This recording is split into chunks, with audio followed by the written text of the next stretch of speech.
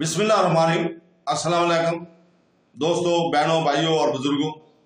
आज की हम इस इस्लामी मालूमाती सवाल और जवाब की वीडियो में हम कुरान की तिलावत के बाद दुआ करने की अहमियत के जवाब दे रहे हैं।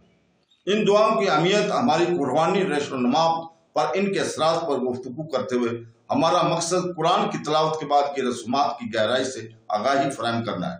बराए करम हमारे साथ रहें जब हम कुरान और हदीस की रोशनी में जवाब दे रहे हैं।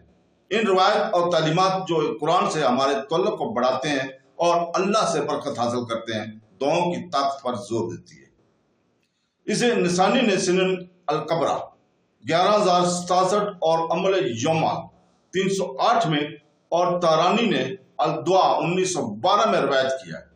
उम्मुल मोमिनीन हजरत आयशा रज़ी अल्लाह तआला अन्हा कहती हैं कि रसूल पाक सल्लल्लाहु अलैहि वसल्लम ने कभी किसी मजलिस में नहीं बैठा, ना कुरान पढ़ा, ना कोई नमाज पढ़ी, लेकिन आप सल्लल्लाहु अलैहि वसल्लम ने यह नतीजा अक्स फरमाया। कुछ अल्फाज के साथ मैंने अर्ज किया, या रसूलल्लाह, मैं देखता हूं कि आप कभी मजलिस में नहीं बैठते, ना कुरान पढ़ते हैं, ना कोई नमाज पढ़ते हैं, बल्कि इन अल्फाज से खत्म करते हैं। इसने कहा, हाँ, जिसने अच्छी बात कही वो इसकी नेकी पर मोहर की तरह होगी, और जिसने बुरा कहा तो ये इसके लिए कफारा है। सुब्हानकल्लाह व बिहम्दिका ला इलाहा इल्लल्लाह अंता अस्तगफिरुका व अतूबु अलैका।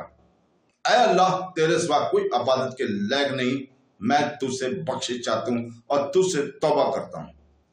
अल्बानी ने सही 3164 में इसे सही करार दिया।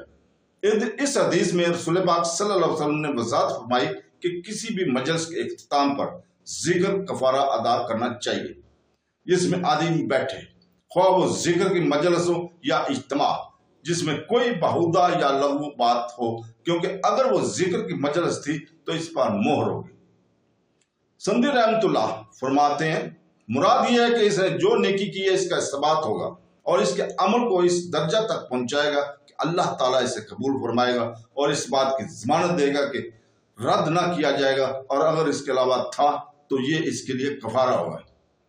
इस बना पर मुसलमानों के लिए मुस्तहब है कि किसी भी इज्तिमा को किसी अल्फाज के साथ खत्म करे, ख्वाह वो किसी किस्म का इज्तिमा हो। अगर कुरान पढ़ने या नमाज पढ़ने की मजलिस हो, या अपने दोस्तों के साथ या घर वालों के साथ बैठा हो, या लोगों के दरमियान मेल जोल या कोई और मजलिस हो, तो वो जाना चाहे तो ये पढ़े, छोड़ने के लिए उठने से पहले जिक्र करे फिर उठ जाए। कुरान की तकमील के लिए कोई खास दुआ साबित नहीं है, ना ये दुआ और ना ही कोई और जो कुछ और ऊपर बयान किया गया।